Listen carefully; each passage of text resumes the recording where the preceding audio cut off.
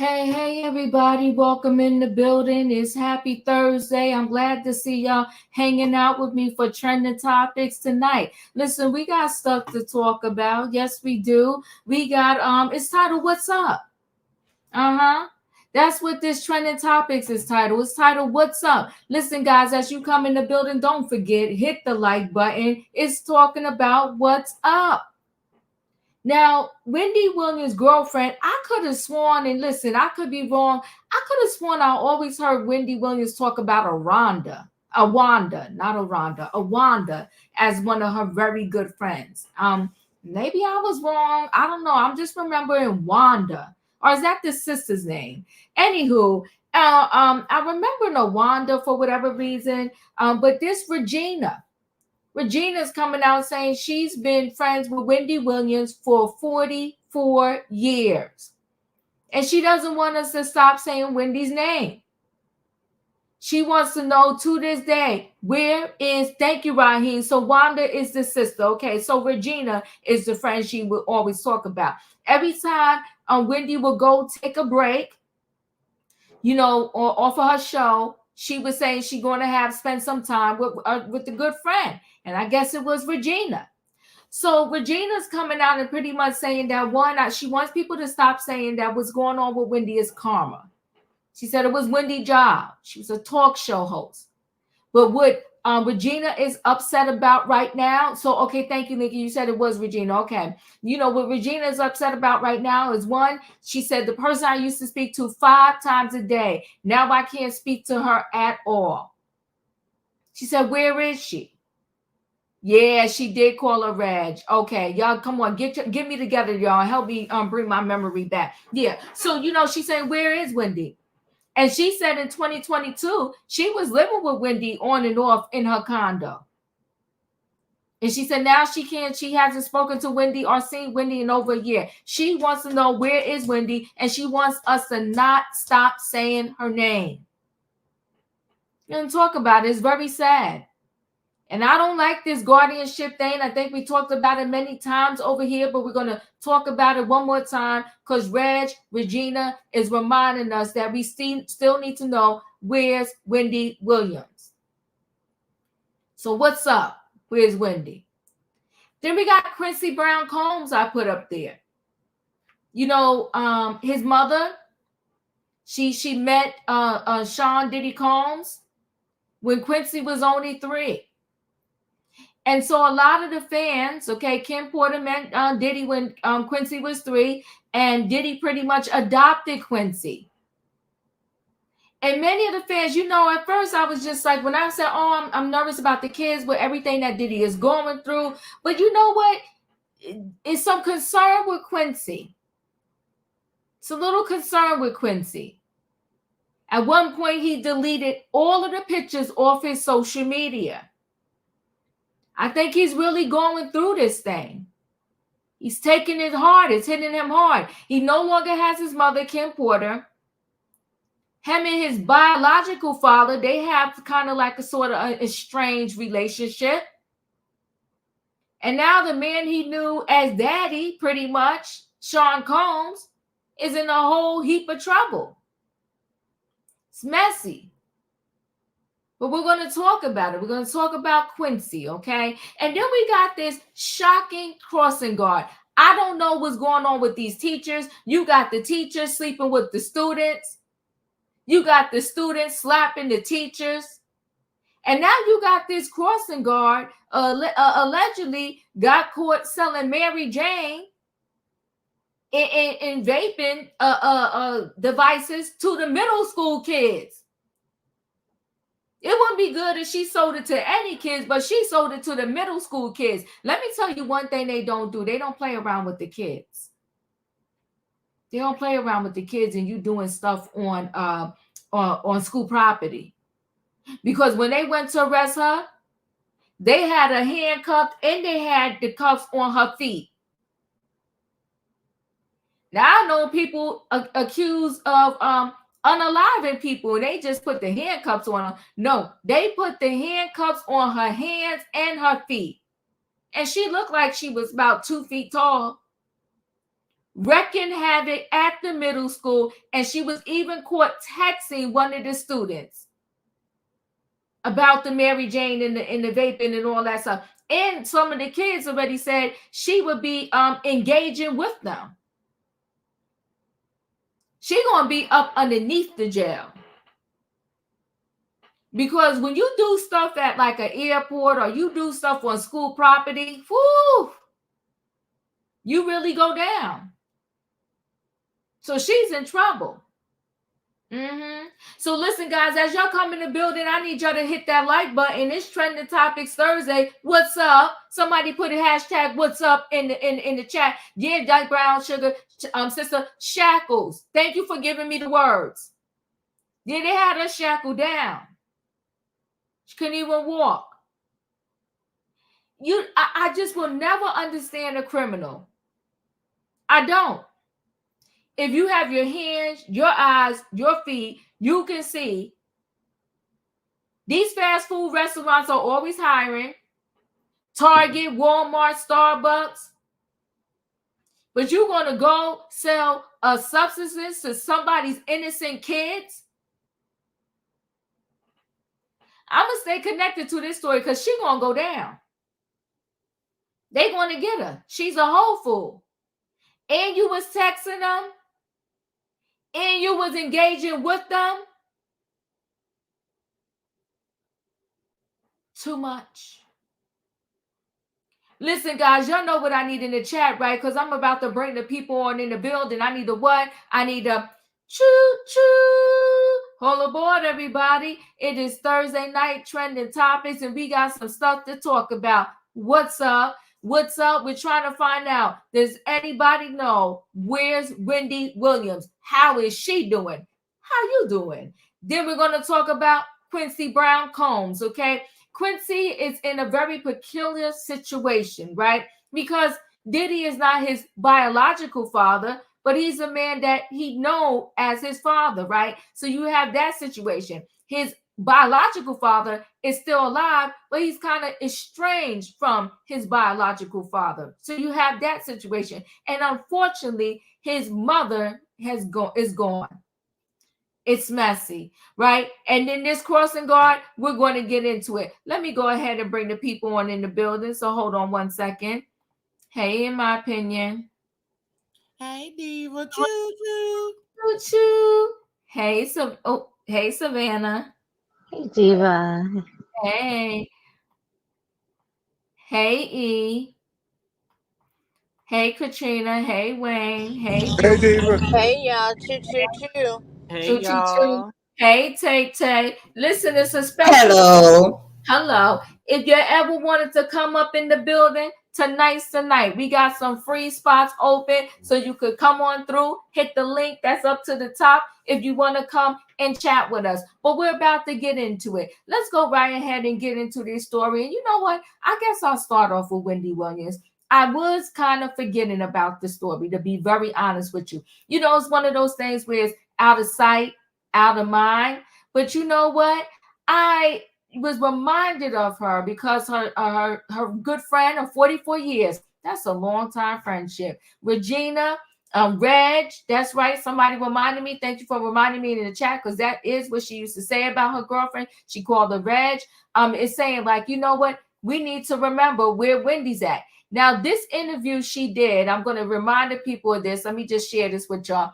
This she did after the Wendy Williams documentary. And then I'll bring you up to date with her latest, interview she did with The Sun Online. So let's listen to this. Wendy Williams and the new documentary that just came out about her life. I can't really recommend it to you.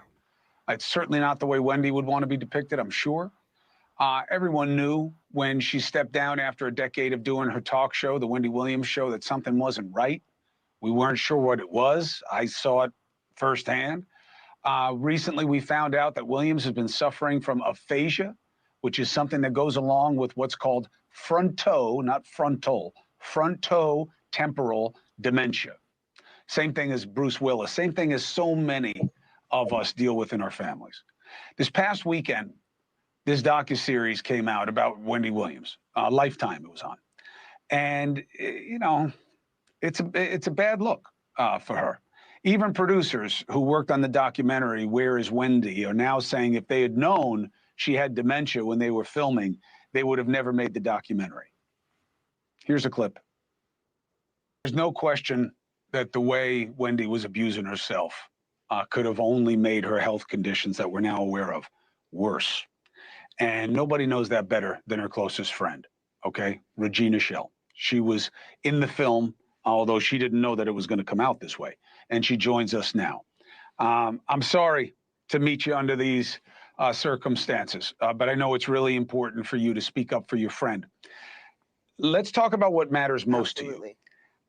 I just got a piece of information that the woman who is currently the appointed guardian has been accused of a scheme to rob a different client.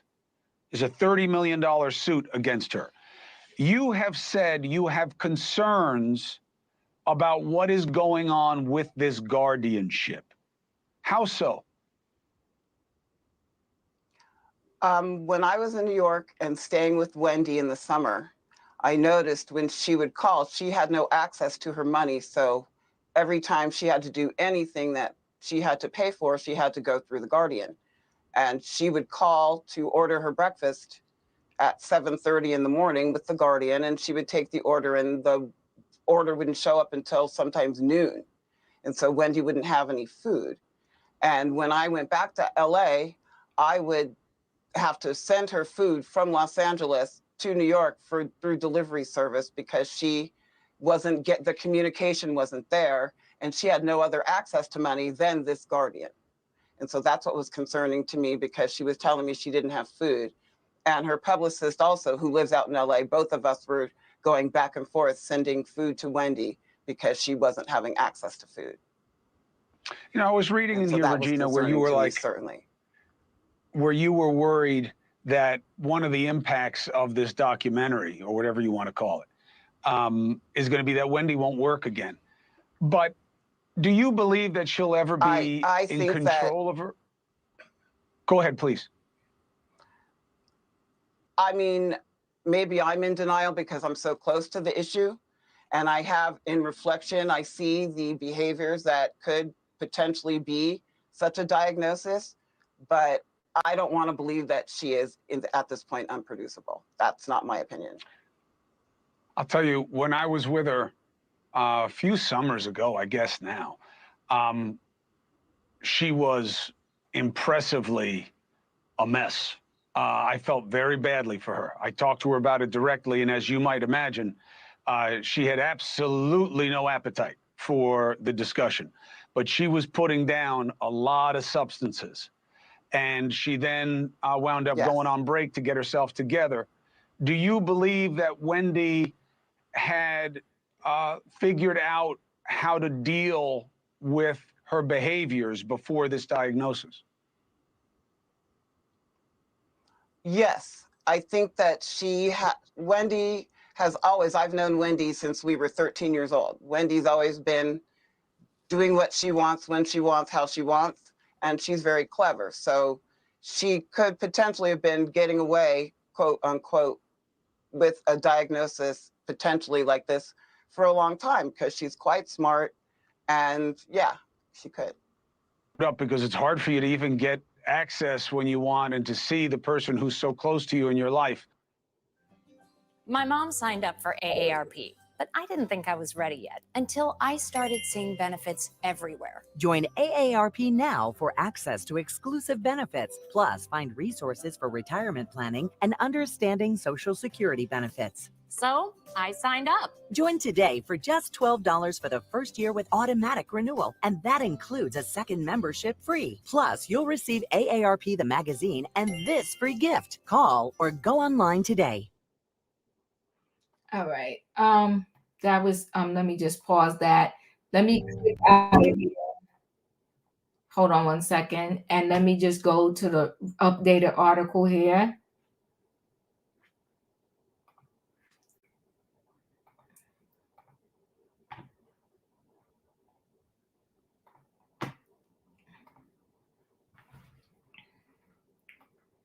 So this is recently. Sinister vibe. Wendy Williams' best friend thinks outspoken star has been forced into silence after vanishing from the public a year ago. Wendy's guardian has said the star is getting treatment in an undisclosed location.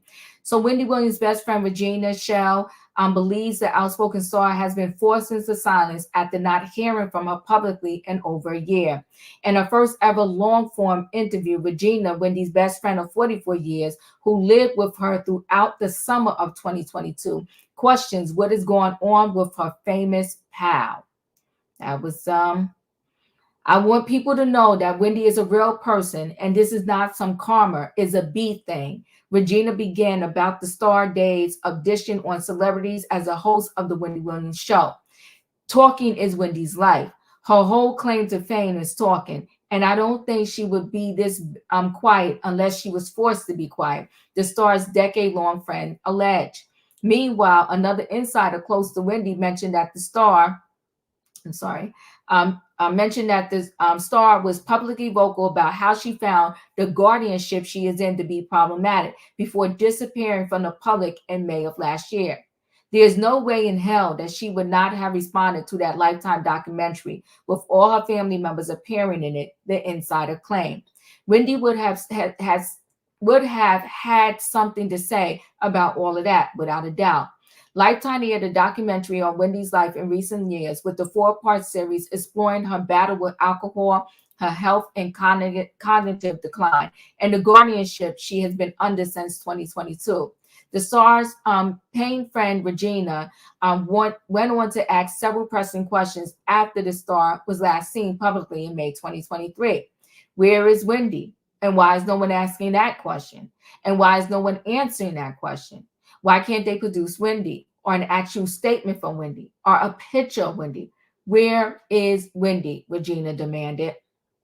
I've spoken to my friend who I spoke to 5 times a day. She said, I haven't spoken to my friend who I spoke to 5 times in a day in over a year now. Regina explained that during the summer of 2022, as it became clear Wendy was losing her wildly popular daytime talk show while she battled myriad health issues, she was staying with the TV host at her penthouse apartment in New York City. I stayed with Wendy on and off for that entire summer from June of 2022 until August. I left and I went home briefly and came back in September. And then she came out to California in October, and I went back to New York in December. I spent the majority of the year with her, Regina claimed. Wendy's New York apartment was unceremoniously sold at a loss in recent months, as Wendy remains somewhere receiving the care she requires, according to the statement released by her guardian Sabrina via public relations flack in February of this year. Wendy's family went on the Lifetime docuseries, which aired in late February, and claimed in the series and in interviews in the aftermath of its airing that they do not know where the star is. Wendy's big sister Wanda told people at the time, the people who love her cannot see her. It's got a sinister vibe to it. That's what gets me. There's something about it that just doesn't feel right. She added, I think the big question is, how the hell did we get here? Wendy's family claimed at the time that the only person who had unfettered access to the star or knew where she was the court-appointed guardian, Sabrina. All I know is that Wendy and her team walked into a courtroom one way and they walked out, and the family is completely excluded, Wanda told the outlet. Regina echoed the sentiments of Wendy's family. I think she should be surrounded by family and friends and people who love and support her, instead of some stranger who has her who knows where. The 59-year-old's best friend also questioned how Wendy, who she spoke to numerous times a day, hasn't called her in over a year since vanishing from the spotlight. She's somewhere that she can't reach her phone because Wendy can always get to her phone, because if she could get to her phone, she'd be calling me. Wendy's sister Wanda said during the docuseries and subsequent interviews that the star would occasionally call her, but she wasn't able to call Wendy herself as she didn't have a number for her. Regina further wonders, what is the end game? How does this end? When her money is gone, where is she? It's got a sinister vibe to it. That's what gets me. There's something about it that just doesn't feel right. There's no sign of her beyond a statement that was made, which doesn't sound like her at all. And why hasn't a medical team come forward to talk about her dementia diagnosis? Regina briefly appeared on News Nation, and that's the video I showed you in the aftermath of the documentary about what she saw while living with Wendy in 2022. And she lashed out at The Guardian in that chat. That's those two younger years. When I was in New York and staying with Wendy in the summer, I noticed she would call. She had no access to her money, Regina told News Nation host Chris Cuomo.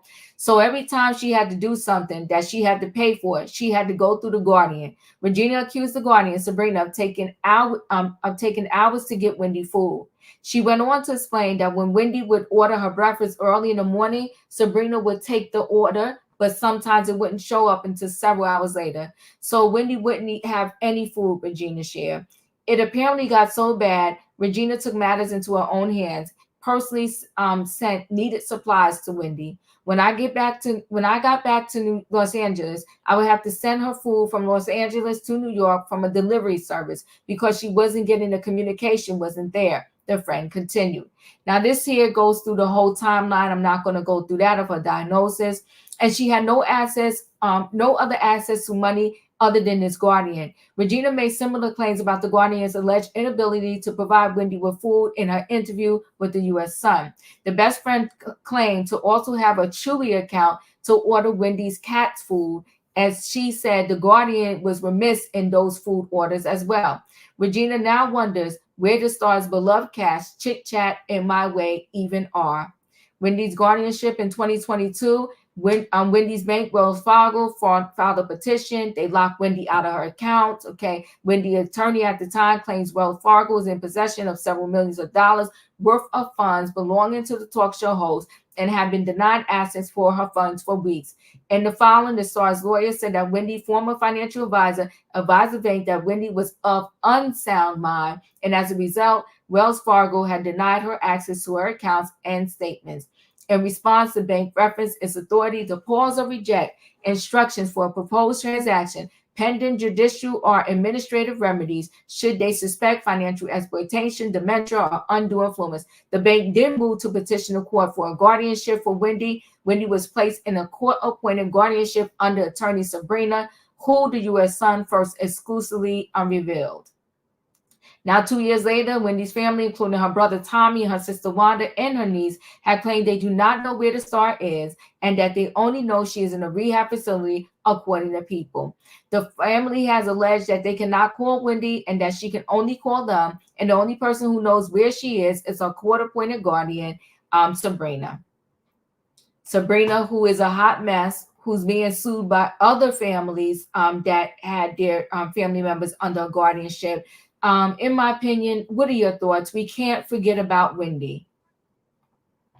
I think we're not gonna forget about Wendy, first of all, because now we know that if it can happen to her, it can happen to any of us. So we got to make sure we keep her name loud and proud, and hopefully we'll get some information on where's Wendy. I think this is really sad that as much publicity that was put out, the court system still has not put anything out on the whereabouts of where she is. You don't legally have to tell us where she is, but at least let us know that she's fine. And I think that's where the justice system is failing, because they're not stepping in no means to see if she's fine and if everything is going okay. All the while, Sabrina is sitting up here taking all that lady money, selling off her properties, and we just don't know nothing. So sad. Thank you, in my opinion. Savannah, you're up? Can you hear me, Diva? Yes. Okay.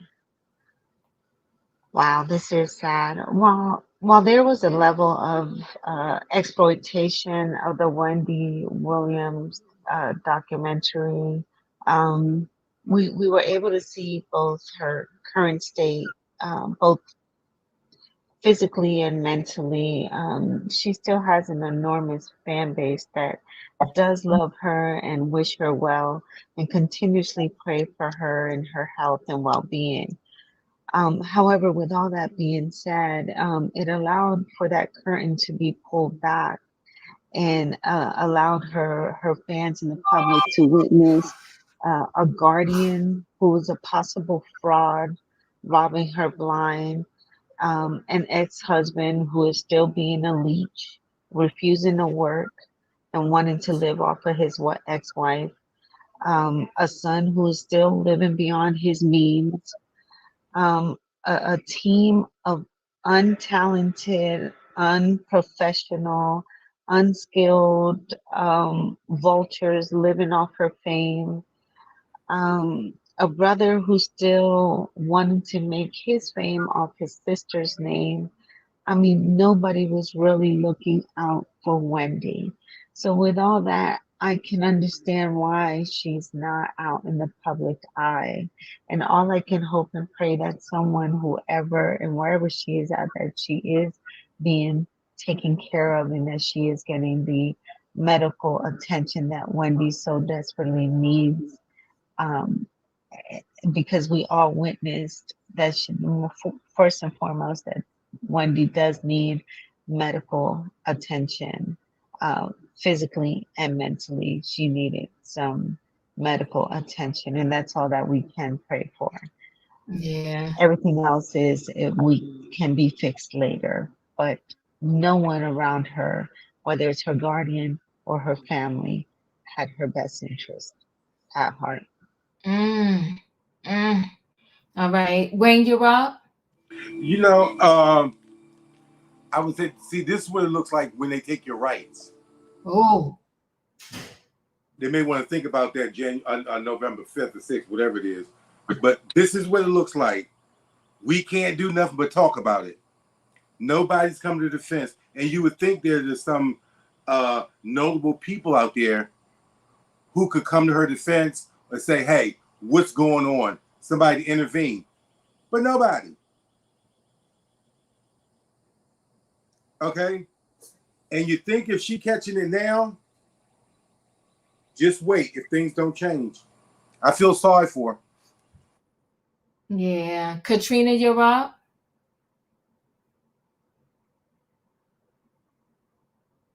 Katrina, are you there? Yeah, I'm here, Diva. The only thing I'm gonna say is you too. The only thing I'm gonna say is it's sad, and this could not be my mom because I will go through hell and high water to find out where my mom is, what somebody's doing to my mom. I don't get it. I mean, it's not like it's a stranger in the street. This is your mom, and even if that woman is keeping y'all away, it's still some orders y'all could take to get it. I mean, to find out where your mama is at. That don't make no sense to me. And like I said, with that woman, we've been saying that she needs to be investigated because we can't understand why Wendy was owing taxes when she was over her money.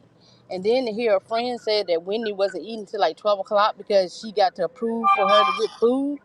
That's some ridiculous mess right there. I don't know who put that woman over that over Wendy's stuff, but they all need to be investigated.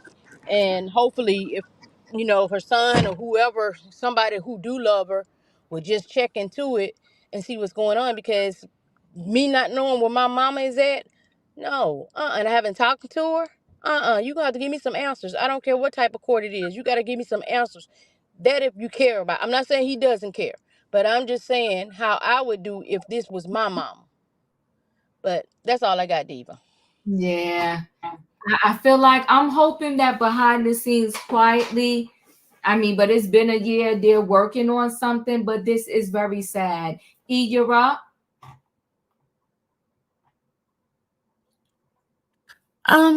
Seems like the friend is more concerned with Wendy's whereabouts than her baby daddy. The only thing Kelvin keeps Wendy's name in the headlines for nowadays is to get his alimony payments. And, he wants to take the money and run. And I hope Wendy's son has his head on a swivel and understands how this charlatan of a sperm donor has contributed to the downfall of his mother. Wayne is right. This is what it looks like when they take your rights away. And no matter how much work you put in and how you stack the debts up for you to be successful, somebody can always come in and throw a monkey wrench in the game, and you have to start over at go and don't collect $200. So Prayers to Wendy Williams. Yeah, I appreciate you. Thank you so much. Julius, you're up. Oi, I hope Wendy is safe, but if I was her sister, I will be making noise. I will be exposing, you know, I will be exposing that whole entire system. Expose it all. Mhm. Expose it all. But I just hope Wendy is safe. I hope so too. Tay, you're up. That's a true friend who cared about her best friend after all those years right there. And I just don't trust this guardian right here. I really don't, because something ain't right there. Hopefully, what's her name? Serena. I hope she gets sued with Will, and that's Sissy too from the document too. Hopefully, they all get sued. I hope Winnie will be safe with her family who care about her selfie. I mean her wealth and all that stuff right there. Because I applaud that friend right there who care about her. That's all, Diva. I appreciate you. Thank you so much, Tay. I'm looking at LV said I'm looking at some of these family members sideways. I'm not sure I trust her family either, but I trust her friend. It's a messy situation because I think, unfortunately, Regina, I'm gonna say it lightly, catch what I'm saying. They did a lot of stuff together. And so, but because they did a lot of stuff together, that doesn't mean that Reg doesn't care about her. She does care about her, but I think those two, unfortunately, engaged in a lot of stuff. I'll say that, right?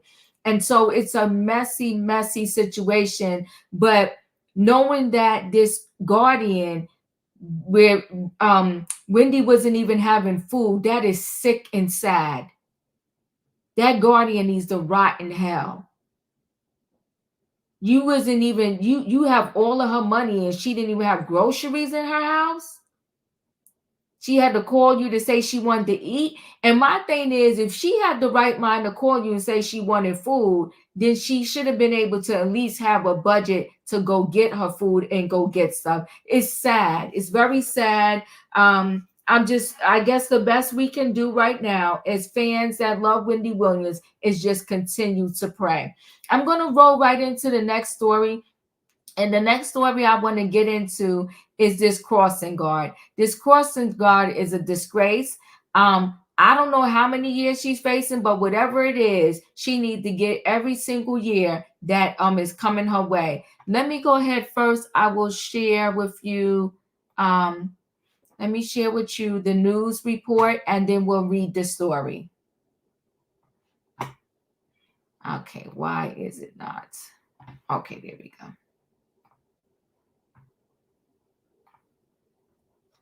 These ads, I'm so sorry, y'all. I skip them and then it sets. Okay, so once the ad finishes, I will go get into it. But I want to say the crossing guard is about 26 or something like that. Working at a middle school. She was a crossing guard at a middle school, but that was not the only place that she worked around kids. She worked at another program right across from the police station. This girl was sick, right? Working with children. And it's alleged, and she got arrested for, selling substances to the kids, and vaping with them and engaging in Mary Jane with the kids. So the poor kids, unfortunately, because they're the only witnesses to this situation, the police had to kind of, reach out and kind of speak to the kids and ask the kids, like, what did you see? What do you hear? What do you know? In order, I guess, to have a case against her. Now, this is acting up a little bit. I may have to just read the story. Let's see if after this particular ad, which is going to end in a few seconds, I'm able to show y'all the actual video. Let's see. It keeps freezing.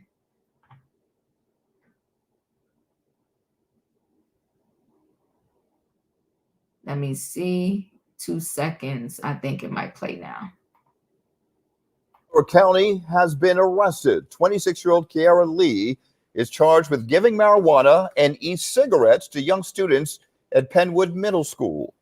It is Wednesday night. Shari's off. Sarah Bloomquist is joining us. And the big story in Action News is the arrest of that crossing guard in Darby, Delaware County. Authorities say along with giving kids marijuana, she was also contacting at least one student via text messages. Action News reporter John Paul live in media tonight with the full story. John. Yeah, Rick, Sarah, we talked to the Delaware District Attorney today, the Delaware County District Attorney here today, and he outlined all of those charges. We also know that crossing guard worked at a rec center with kids near the police department. And tonight, police say that she gave drugs to a 14-year-old girl. Our cameras were there last night as police led 26-year-old Kiara Lee to a waiting van, her feet shackled. She faces a list of charges, including possession of drugs and corruption of minors. Investigators say she used her position as a crossing guard at an intersection near Penwood's Middle School to get close to kids and gave at least one child edible marijuana. She's supposed to be, as you said, a crossing guard protecting children.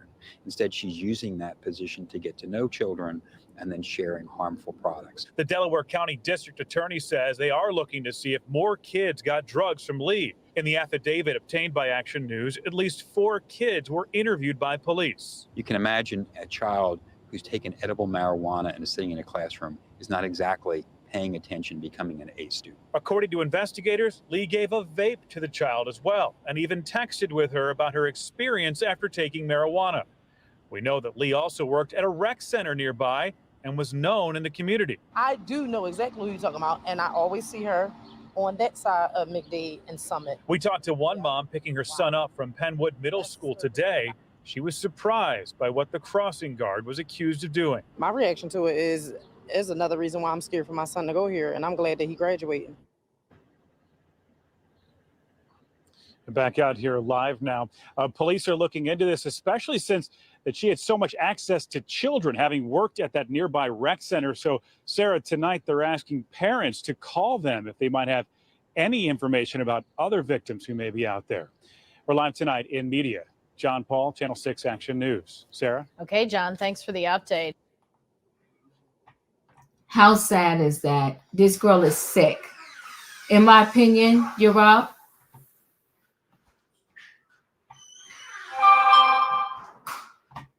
Are you there, in my opinion? Okay. I think they should put her up under the jail. I mean, all the way up under the jail. I think it is despicable to prey on the youth, especially from the middle school age, because those kids don't know no better.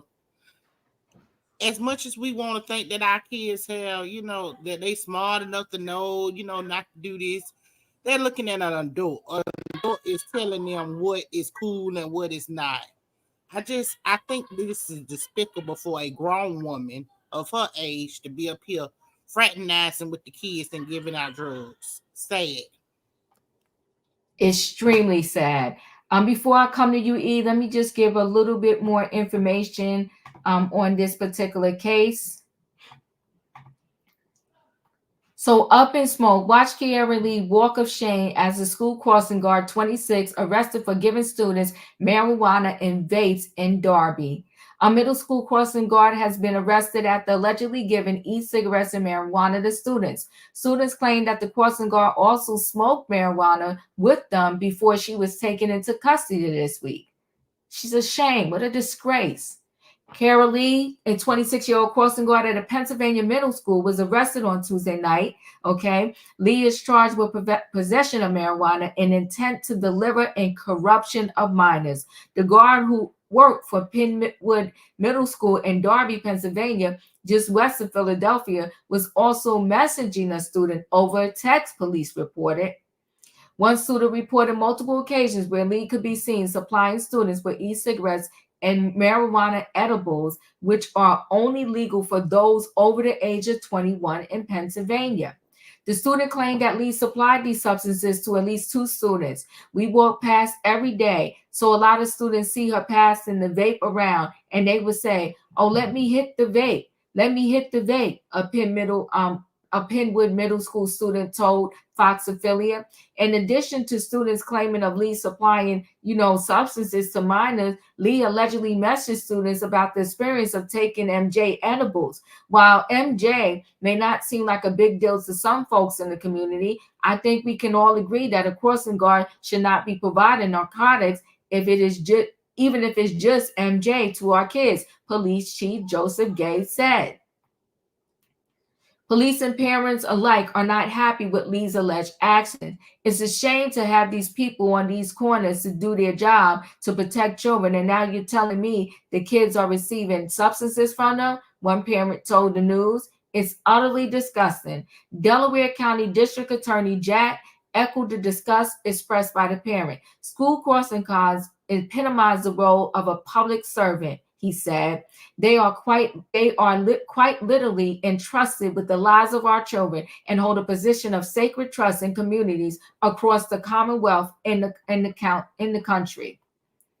For an individual to abuse that trust is deeply disturbing and coercive to the well-being of the entire community. The Borough of Darby also released a statement regarding Lee's arrest. The council of the Borough of Darby is deeply disturbed by the allegations contained in the affidavit of probable cause related to Kiara Lee. We have placed Ms. Lee on administrative suspension. She should have been fired, and banned her from our facilities pending the outcome of the internal investigation. We are grateful for the men and women of Darby Borough Police Department for their hard work in making sure our community is safe. Whew. E, you're up.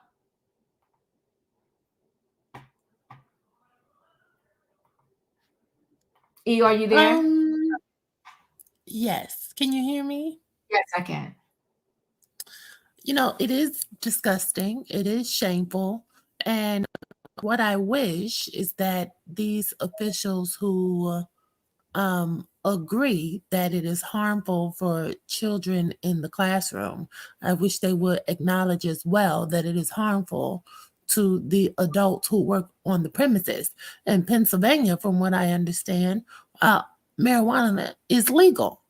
And I feel like when you tempt society and allow them to believe that these habits are harmless and you can do them in the privacy of your own home without a card or whatever, that medicinal use or whatever the hell it is, you have these children growing up and seeing, oh, this is normal, it's normalized now. The children are conditioned to believe that smoking is fine, is no big deal, and you can smoke before you can drink. How about that? How about that? Woo! And it's the thing about it, and I believe I shared this with you all backstage. In Maryland, the smell is all in the air. Secondhand smoke is more harmful than just smoking it yourself. And I have concerns when I'm around my city, and even when you go downtown Baltimore, all kinds of secondhand. People don't even try to hide it. I told y'all before, when you're on your way to work, you can smell it in the car next to you. People have no shame. So yes, it's wrong what this woman did. She will most likely be fired, rightfully so, and she won't be able to work around children again. But I think I should say it this way. I fear we may see more and more instances like this, because if it's legal and there are no consequences and it's all in the air, I don't see how they're going to get a grip on it. What a shame. Julius, you're up. Thank you, E. You play dumb, you win stupid prizes. And this is what this chick did, so she's winning her stupid prize. When you're up. This is why you teach your kids and instill in your kids. Okay? So when your kids walk out there, they're not perfect. Right. But you pretty much know what your kids will do and won't do. I think because of her statue, because when she came on, I thought it was a story about a young kid getting arrested until I saw that mug. But I think because of her stature, she can blend in with these kids. Right. You know, kind of gain their confidence. You know, she's a little more mature and almost like the leader. You know, and I feel sad that that she infiltrated school as a crossing guard. Looked like she could barely see over a car. But like I say, this is why you got to teach your kids at home. So when they go out, and the other thing, my godmother used to tell me, you keep your kids talking. As long as you keep your kids talking to you, they're going to tell you everything. Mm-hmm. And you just cipher out what you need to hear, what you don't need to hear. But usually if something's going on, your kids, they're going to say something. It's going to be something you're going to have to say. I used to say to my daughter, I said, Erica, what's going on? What's wrong? And I would get the truth. So my takeaway from this is to talk to your kids. So when they do come across people like this, they'll be found out early. Mom, the crossing guard tried to give me some Mary Jane. What? And they down to school. So, right. As far as what they do with her, I don't know,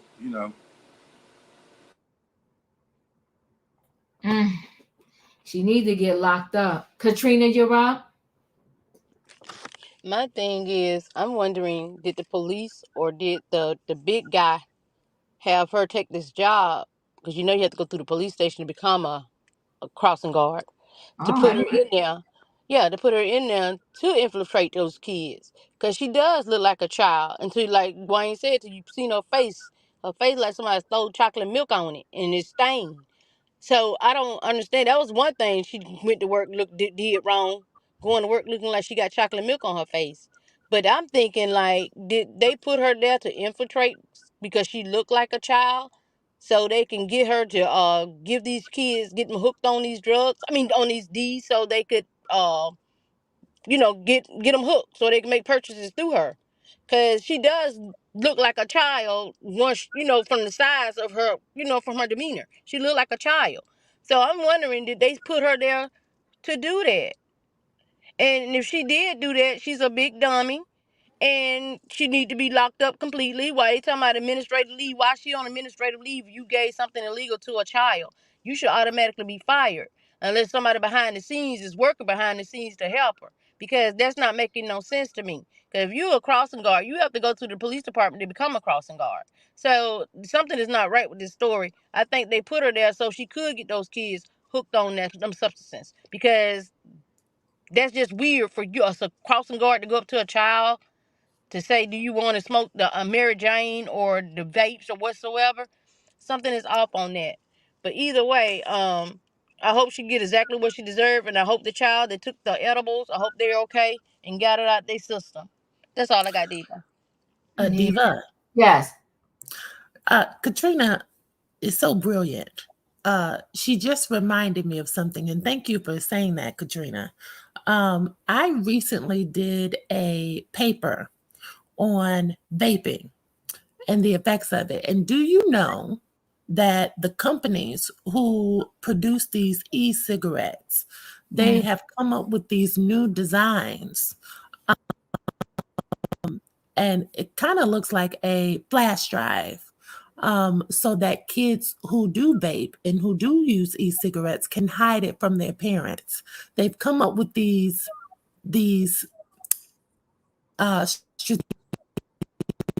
to kind of get kids to get hooked on the products so that they can have lifelong customers. Because when I was listening to Katrina and listening to her mention about how they could have planted her there to infiltrate, it's possible. Because if you are trying to be a moral company and operate from, a conscientious standpoint, if you are producing e-cigarettes for people who are of age, that's one thing. But to intentionally design products for children to help them deceive their parents, That's another thing. Do you get what I'm saying? I'm hearing y'all, but yes, yes, those companies have been designing products so that they look kid friendly. Do I think the cops planted her there? I do not. I do not. This chick, I think, perhaps somebody else, because she probably was already a pusher or a dealer, and somebody else who is a leader of her pushing and dealing probably said, listen, you young, you could be around these kids, let's get them early, let's get the kids in early and get them hooked. I could see that. Do I think the cops planted her there? Absolutely not. This chick, you know what, she Like I knew. told you once before, this man told me, now, this cop that I knew, he said the police station is a one-stop shop. You can get the drug. I mean the you can get the money. You can get the you can get the pows. It's a one-stop shop. He said you just got to be smart enough to know how to pull it off. But I ain't saying that they did that to. I ain't saying that the police put her there. I'm just saying I believe she was planted there because she looked young to get in these kids' heads to get them hooked on these substances so they can have people buying from them. I'm not saying it's the police officers. I'm just saying I believe. I'm not saying there's it's not because I don't really know. But I'm You're just saying saying someone. yeah, I believe someone has set her in there to do that. Because why are you trying to get these teenagers to do this, even though you're trying to be the cool guard? But that's just weird. Why would you be a cool guard when you know these kids going to school there? I'm just it's just weird. It's weird. But that's all I got, Deep. I'm sorry. No, you're fine. Okay, Tay Tay, you're up. How I'll trust you to secure my children to walk them for the school, and you do that to them, sell them that stuff right there. How I can trust you as a parent? I I rather walk my child to the school myself, and then have my child like next to me, and you do that right there. And you do that to me in front of my kid, you better believe I'm gonna put you on the ground, and then you gonna hit the floor. And you do that right there. And trust me, somebody better call 911 and call the ambulance for this girl right here. That's all, Diva. I appreciate you. Thank you, Tay Tay. Savannah, you're up.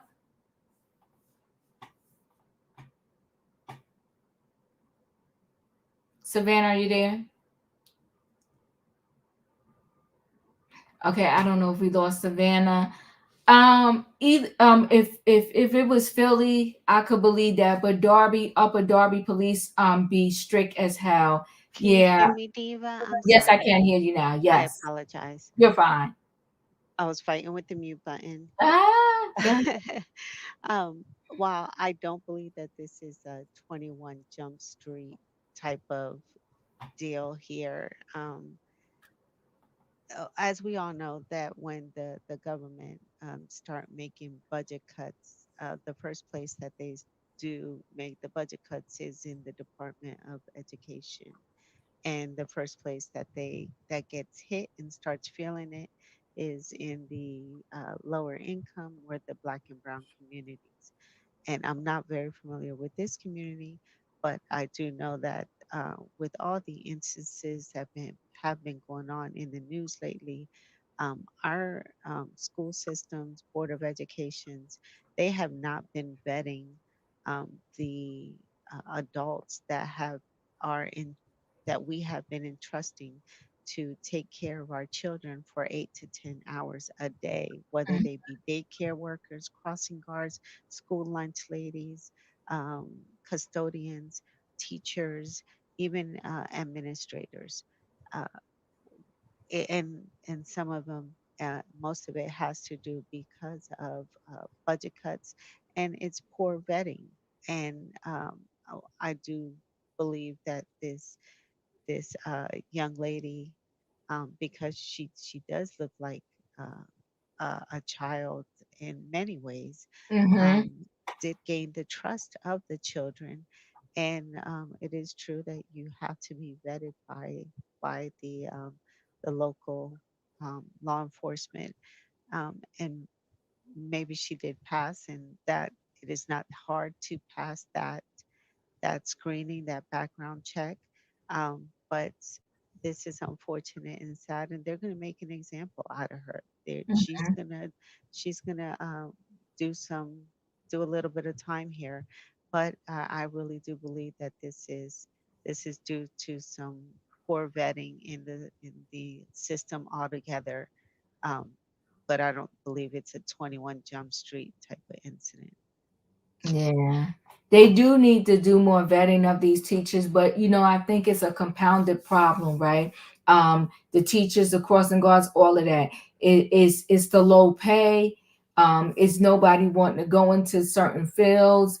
It's people that don't have a passion, they just need a job, and they're like, what, it's a job, I'm going to do it.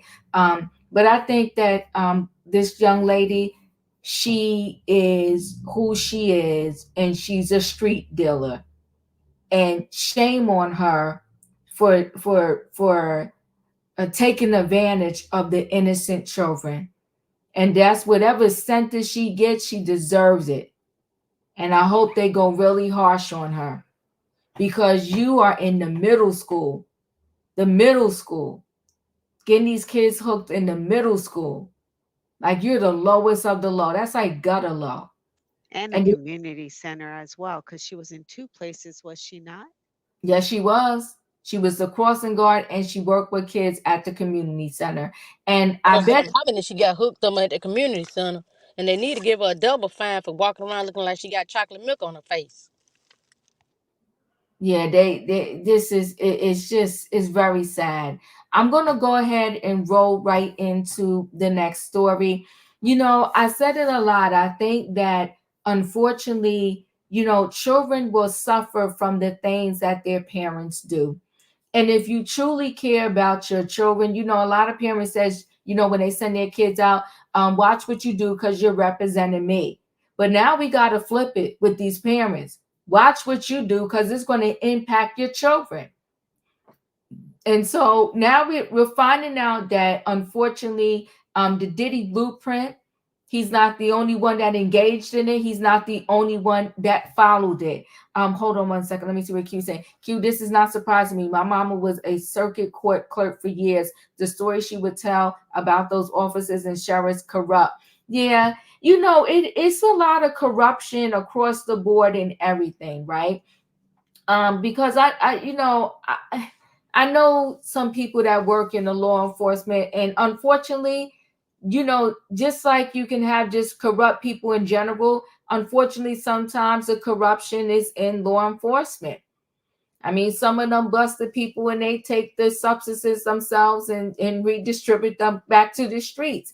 But it's just either way, though, whether this girl, she got caught up, she did it, she was the one supplying it to the kids. So you the fall guy, go down for whatever you did. Now I want to roll into Diddy's story and say this, that, what you do, it impacts your children. And I think his kids, along with the twins, they're going through it. But I feel like Quincy is really going through it.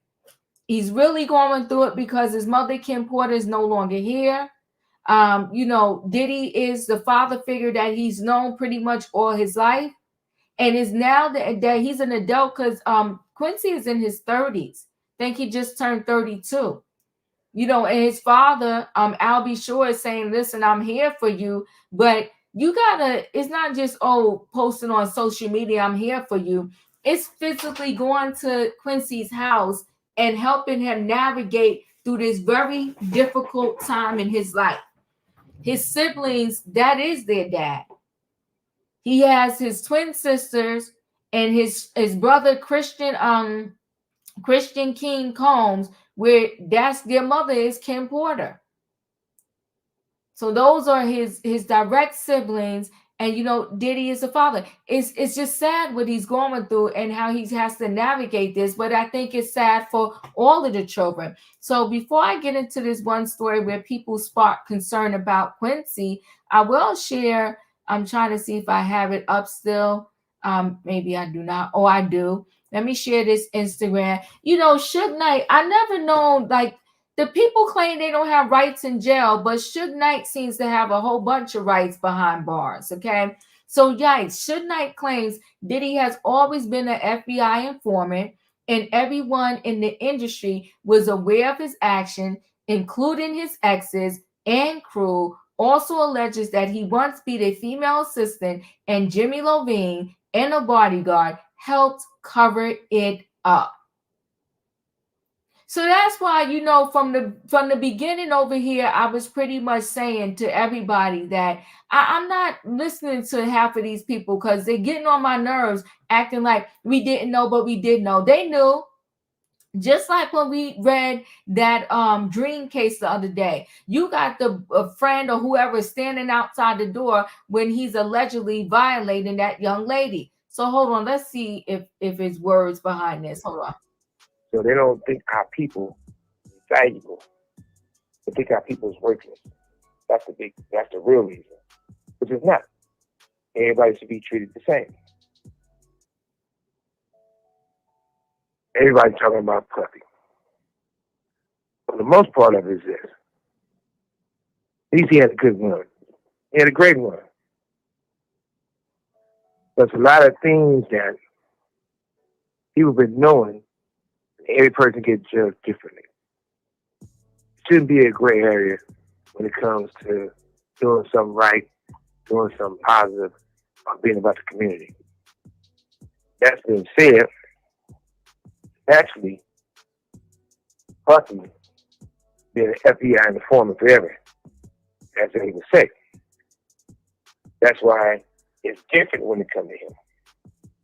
Regardless who get hurt, all of a sudden people are saying, Puffy, Puffy, Puffy. I think they shouldn't all blame everything on Puffy.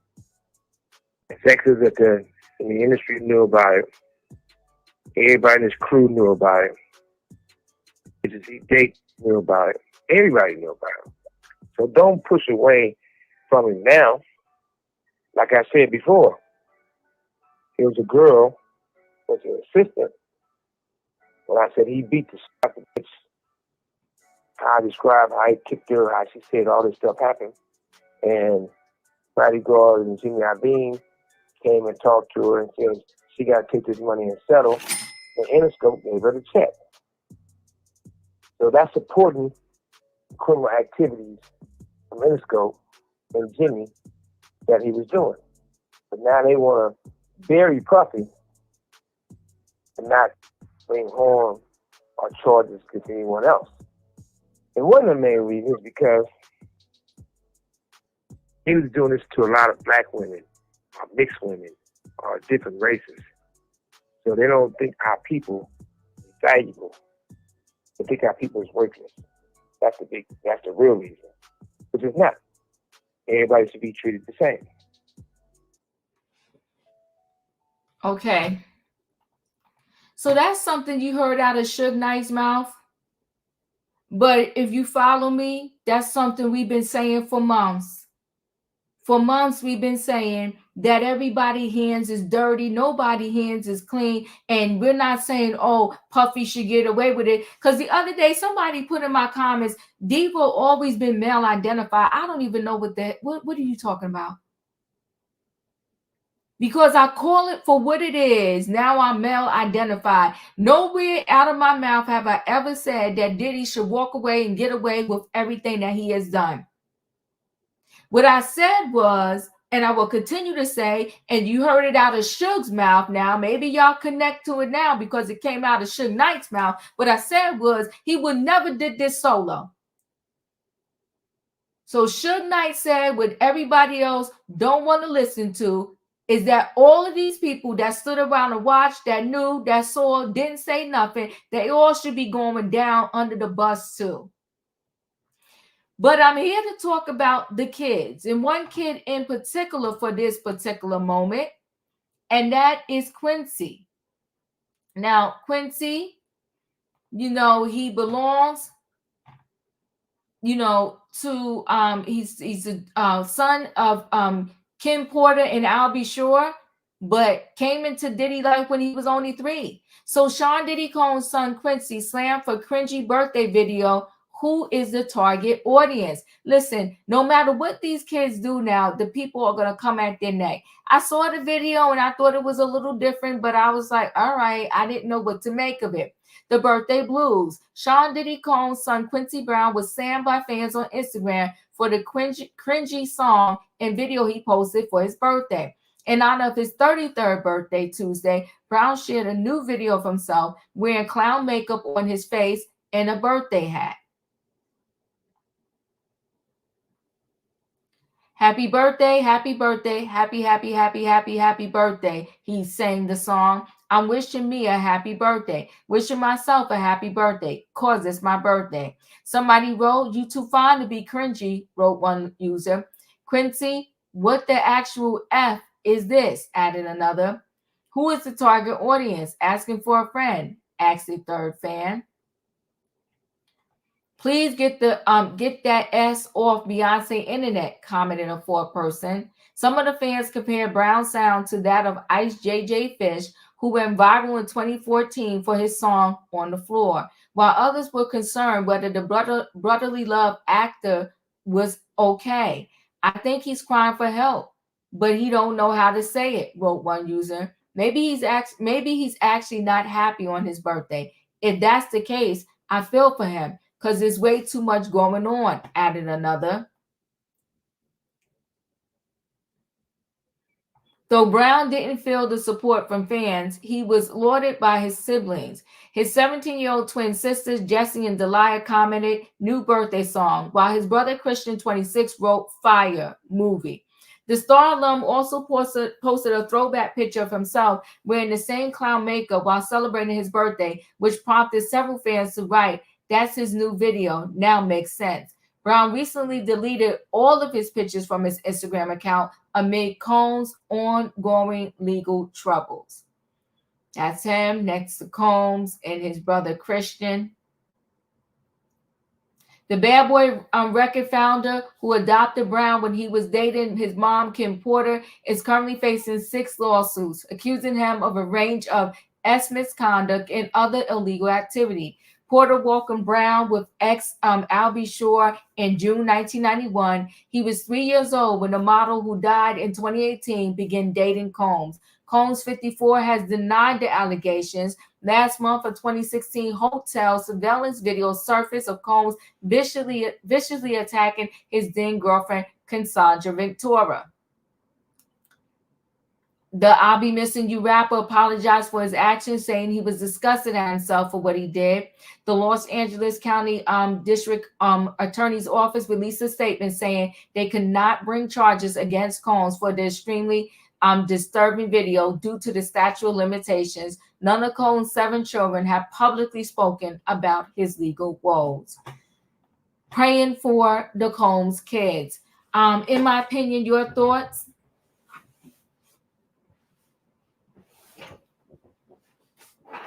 The sins of the father. Let me tell you something. Social media is gonna be social media. Yeah. If he didn't want to be attacked, he probably shouldn't have posted nothing at all. He probably should have stayed out of the limelight, because they looking for stuff to troll him now. Yeah. Diddy is mud in the streets. Okay, nobody believes him. And as much as people want to put it on and say something and want to get hype off this man's name, his name is mud in the streets. The people that he was endorsing don't even want him no more. Okay, it's no coming back for him. I believe it's best for those kids to disassociate from social media for a while, get their mental together, and move on. Yeah. They do that. I think that's a good idea. Just don't even do the social media. You're up.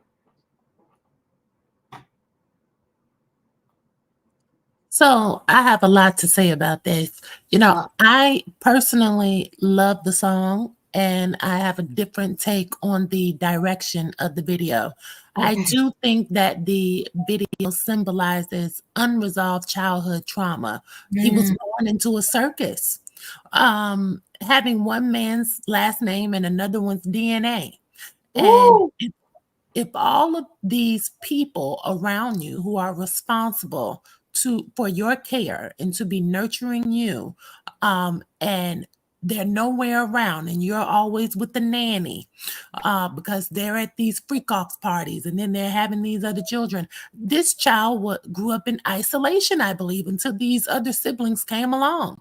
And in the video, he's surrounded by gifts and everything that money can buy. But the only thing you really want that you can't buy is your mom, because he loves his mom, and he says that at the end of the song. And I've said it here before, most adults comprehend on the 7th grade level. That's just science. So when I saw the people in Quincy's comments, I wasn't surprised when I saw who's the target audience, because this goes above folks' pay grade. Clowns in marketing represent hope and possibility. Clowns can embody in the face of hopelessness, the impossibility. And they can also be a naive and leap into danger without fear of failure. But then again, get back up again. So that's why they often have them at children's parties. Is when they say who's the target audience, it goes deeper than that. Think about the beat. Think about the way that he's singing it. Think about the cadence. And I hope I'm connecting with some people. But as for the deletion, I connected. Go ahead.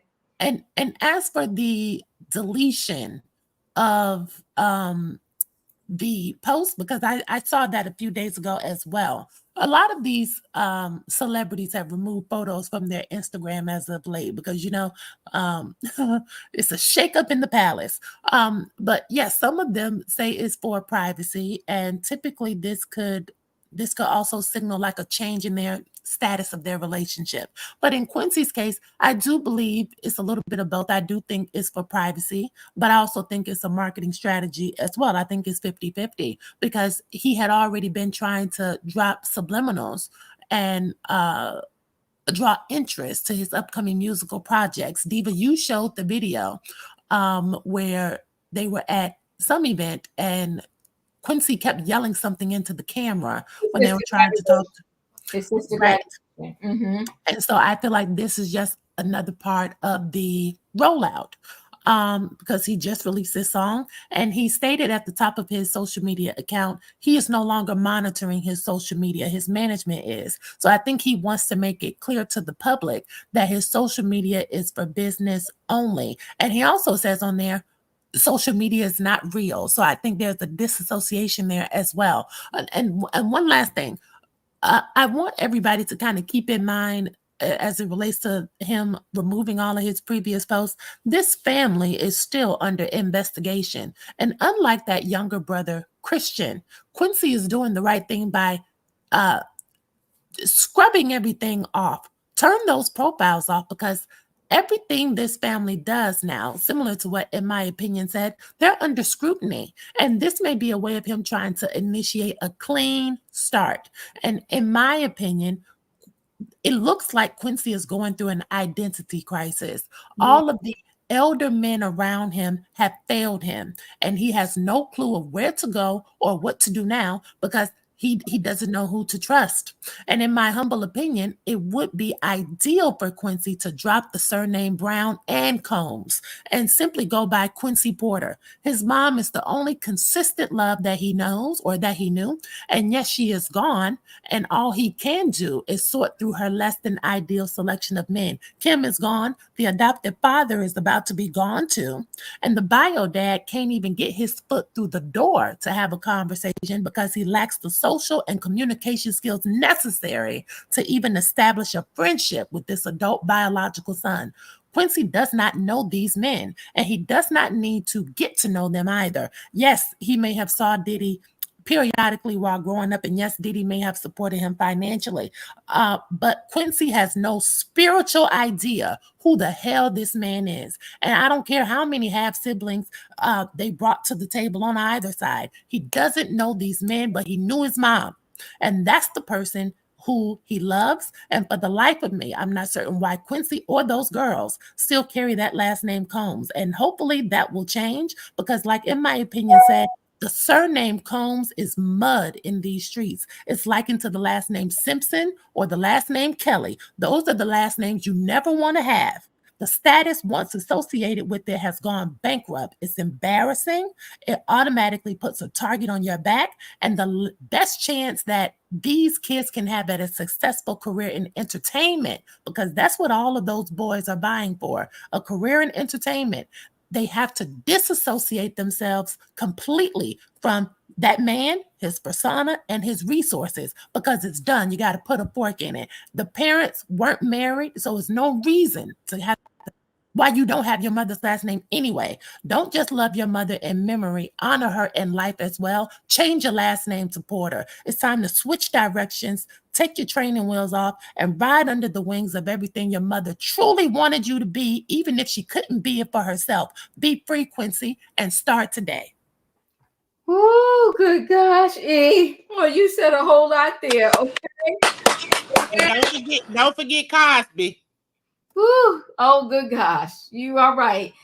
Q, thank you so much for the super chat. This could be the same kind of sadistic sacrifice that Diddy told him to do to prove his allegiance. I know that sounds wild, but the sadistic people control their loved ones like that. It's a real thing. Yikes. All right. Whew.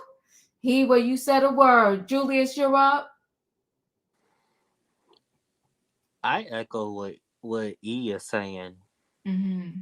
Because I always said, ever since Kim Porter passed away, he's been lost. Yeah. And Diddy's taking advantage of that. Mm. And the thing about it is, all that is to go on is that song. We don't hear nothing of public, like his brothers and his father. Nothing. And that should tell you we could see that he's lost and he misses his mother. And he's worried about his sisters.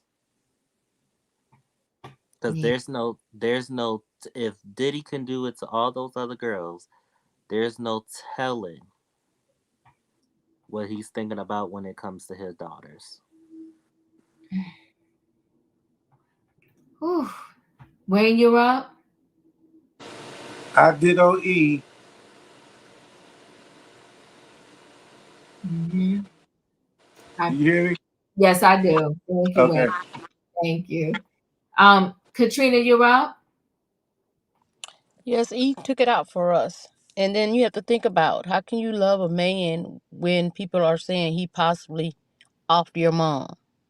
You know, like everybody's saying that he did something to my mom. You know what I'm saying? I mean, I couldn't even sleep in the same house with him if somebody, even though I don't know he did it for real, but people are saying this. There's no way that I could even sleep in that house. And the thing with Suge, he ain't no better than Puffy. I mean, the stuff that I ain't say he did all the stuff that Puffy did on that surface, but he had some questionable things too. He also abused what's her name, Michelle. He also ran somebody over. The word on the street, I don't know if you know, they said that he injected Eazy-E with something. So, and I'm thinking to myself, like, I believe him and Puff was in it together, because Tupac worked like hours to push out those albums so he can get from under that label, because he didn't want to be under that label anymore. Now Biggie wanted to get from under Puffy label. I think they had an agreement. You take this one out, I take this one out. Because both of them was planning on leaving them. Both of them was leaving. And those were their two money makers, really and truly. So I don't trust nothing he says. He's saying all this stuff, an FBI agent whatsoever, but you should have said this stuff a long time ago. And I know somebody said snitching ain't his code, but if you can case somebody, you can snitch. Those two go together. So I'm not buying that he don't snitch. He's snitching now. So what difference do it make? He should have snitched back in those days. If you knew this person did this to your best friend. Like I said, I believe him and Puffy had an agreement. I don't trust him. But that's all I got, Diva. I'm done. I appreciate you. Thank you, Katrina. Tay, you're up.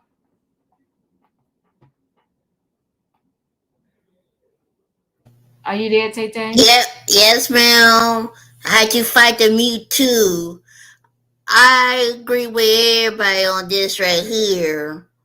If I was Queenie, I would drop that cone out the name and then have it my mom her last name Porter, because I don't want to deal with the cone's name forever, my life forever. Because one, this is your fault. You brought this to your upon yourself, and then me and my brother and sister, we had to deal with this while you hiding in your own little world, and we had to deal with this, concentrate to deal with your mess right here. Like, this is a sad word right here, that the poor kids had to deal with this because their own dad cannot be a man and take a concert. You know what I mean, Diva? Yeah. Take his own mess right here. And that's my thought right there, Diva. I appreciate you. Thank you so much, Tay. Savannah, you're up. I agree. Eve gave an excellent speech. What I see is a young man who is in a lot of pain, Yeah. who is extremely lost, confused, is not prepared for the media avalanche that it's going to come towards him and his family, who has to be strong enough to protect his two sisters, because they are still very young, and they are all facing the unknown of the tyrant and monster that the man that he knew as a father figure, and he witnessed many of the happenings, uh, the events that happened in that house. Um, but now the world is going to be witness and knowing to many of these events, and he's just not prepared. And my heart breaks for him because he's going to have to grow up and grow up very fast. But I think he's um, not. And I did hear that as well, that he is reconnecting with his biological father, and many truths are going to come to light, and he's going to have to face those and be a man. But most and foremost, I think he is going to have to be strong enough to protect those two young ladies, because they are going to be the ones that are going to be most affected by what's coming, because I still don't think that we have heard the worst of uh, the Diddy saga. So, but my Yeah. heart breaks for him because I see a man who's on the verge of a mental breakdown. Yeah. Yeah. I definitely think he's going through a lot. It's very sad. And the girls, they 2 seconds from graduating out of high school, they got one more year, and I don't even know if their dad is going to be free by the time they get out of high school. It's going to be interesting to see and to watch. So I don't know. So listen, guys, y'all know I did purchase it. It's back here somewhere. Uh-oh, here we go. I got it. I didn't start reading it yet, but I do have the Whoopi Goldberg book. Okay. It's called Bits and Pieces, My Mother, My Brother, and Me. Y'all gotta let me know. We're gonna do this on book club, and if so, we'll do a couple chapters at a time. But this is my feel-good story tonight, so we're gonna roll right into it.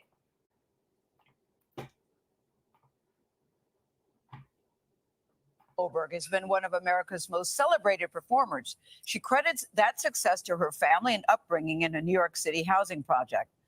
Whoopi Goldberg writes about her life in a new memoir, It's Knockout. It's called Bits and Pieces, My Mother, My Brother, and Me.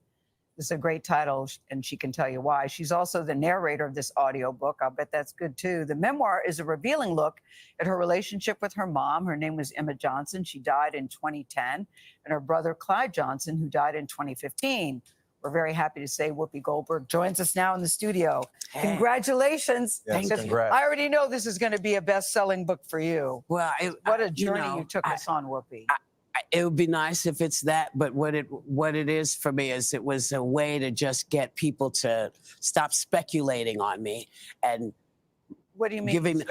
People speculate and say, "Oh, your upbringing, Must have been you difficult, come from the projects, and they always get that face on." Really? And yeah. So I felt like it was time for me to just say, okay, here's everybody. I didn't know I was poor. I didn't know I had a hard time. Thank you for telling me. Yeah. But you credit, it really is a love letter to your mom and your brother. You describe yourself as a little weird kid from the projects who grew up to be the luckiest person in the earth, you say. Yeah. Your mom used to tell you have two choices: cry about what you don't have or figure it out and then go do it. Yeah. That's how you were raised. That's how I was raised. And it's kind of how I live. It's kind of how I live my life.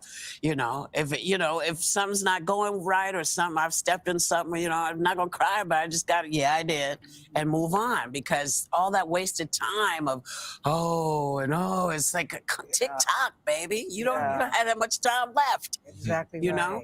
Speaking of TikTok, when we said more than 4 decades, were you gasping or laughing? I was gasping and laughing at the same time, because for me, it feels still like it was yesterday. It still feels really fresh, all of it, from Spielberg to everything else we've done, Color Purple and all the movies. It's still fresh. Yeah. I really like what you wrote about Mike Nichols, because I remember that play. You were Karen Johnson. Because I think all girls do this. You had a towel or something on your head and pretended it was your hair. I used to do that with a T-shirt. Yeah. You said Mike Nichols, it was a one-woman show. Mike Nichols changed your life and still to this day influences what you do. He changed your life and changed your career. Yeah. I mean, Mike, I was walked in to show business with Mike Nichols and Steven Spielberg like this. Yeah. Wow. So you may not like me, but you cannot deny what I can do. And that is the thing that I get to walk in my truth every day. Yeah. I am good at what I do. I am, regardless of whether you think I'm cute or sexy or whatever, doesn't matter. You can't do what I can do. Well, your mother's friend said she's not cute. She's not cute. She's going to need to get a job. Yes. And I did. Several. But wasn't that painful to you, though, Whoopi? I just hearing that. It made me go, ouch. No, because, people who are not that stunning superstar thing, we know. Yes, I know what we're not. Yeah. Okay, you don't have to tell You're us. not telling me anything. We get it. Yeah. But it's not. If you're telling me as part of something that's going to advance my thinking or make me a better person, okay. If you're telling me to piss me off, you're way late. Way late. Find some other way. Now, let's fast forward a little bit. After growing up, despite, by the way, thank you, I appreciate it. He's the fashionista. Well, yes. I knew you were coming, so I had to dress up for you. Actually, both. We do a little something on the show. Okay. Thank you, Whoopi. I'll take that compliment. Well, you sit next to the swimwear Sports Illustrated cover girl. Okay. No, we're sitting next to an EGOT. That's what right. we're doing. And let me do one small correction. You said I'm good. No, you're damn good. You're great at everything that you do. Yes, But, despite the fame and Oscar nomination, you said you really didn't feel accepted in Hollywood till you won an Oscar. Yeah. That was surprising to me because you were a dominant force. It seemed like everything you touched was gold. But until you held that gold statue, you didn't feel accepted. Why? Well, here's the truth. Jumpin' Jack Flash, most of my movies came into prominence on HBO. Thank you, HBO. Jumpin' Jack Flash, Burglar. People did not go to see them on screen. They watched on television. So that was my build. I got the home build, which is what you want. And then, I did Sister Act and Ghost, and people were like, oh yeah, we know who she is. And I'm thinking, these guys have been telling me none of my movies made any money. My entire career, none of my movies made any money. And yet, I know somebody paid for television rights. I'm not asking for the money, I'm just saying. Right. But I never felt that. I think really what it was is I knew they wanted me to be a female version of Eddie Murphy. And that was not what I was, because I wasn't a stand-up, I was an actor. Yeah. But my characters made people laugh, so they decided I was a stand-up, and thus I became a stand-up. Wow. Yes. That's how that worked. Your book is so candid because I didn't know about your cocaine addiction, which you write very candidly about, that you hit rock bottom and that you were able to just stop just like that. Well, again, how were you able to do that? You have to make a decision. Yeah. Do you want to live in a closet, at the bottom of the closet? Yeah. Where people open the yeah. housekeeper comes in, she screams, you scream, and you think, is this the rest of my life? Yeah. Because you're at a precipice now. It's your birthday. Is this the life you want? If the answer is no, get out right now. Get up, get out of this room, and go home. And you did that. And that's what I did. I want to circle back to your mother here in the time we have left, And because a your lot of people, brothers. your life is so interesting. And Thank there's you. so much success, and there's so much voice in the book. You can tell that you spoke it. Yes. Didn't write it. You spoke it into being. So true. How did your mother manage to expose you to these museums, Radio City, to the arts, to allow you to see what you could become? While struggling. While struggling, without having resources. Because you could do that in New York City when I was a kid, because you didn't need a lot of resources. You could go places for not a lot of dough. You know, I used to take the bus for 15 cents. You know, 10 cents. Go on an token. adventure. You know, you go wherever. But my mother's, what you have to know about her is she was interested in everything. She was interested. She wanted to know what was out there too. You know, she, I think, always felt that if she could expose us, we could find different things for ourselves. And That's beautiful. What She did something right, and your brother Clyde too. Yeah. It really is a beautiful love letter to him. Thank you. Cheering you on, Whoopi Goldberg, and all things. And your skin. I know. It's like chocolate pudding. I have questions. I need a You look spoon. amazing. Bits and Pieces is on sale now wherever you like to buy your books, and you can get our audiobook as well. All right, guys. They work their butts off. So, Bits and Pieces, I hope you support Whoopi Goldberg. Many people I saw in the chat said they already read it and it was good and was enlightening. They enjoyed it. It looks like an easy read. The print is not small at all. It's a good size print there. I don't know if y'all can really see. But I will sorry that I think when I go on vacation, I am going to start this particular book, because y'all know I'm several books behind, right? But I do have my books. Anyway, guys, I appreciate y'all. Thank you for hanging out with me for Trending Topics tonight. If you didn't hit the button on the way in, hit that like button on the way out. Support the channel by hitting the like button, everybody. Thanks for being here. Good night and goodbye, everybody. See you next time. Do that, see that device right there. Choo-choo.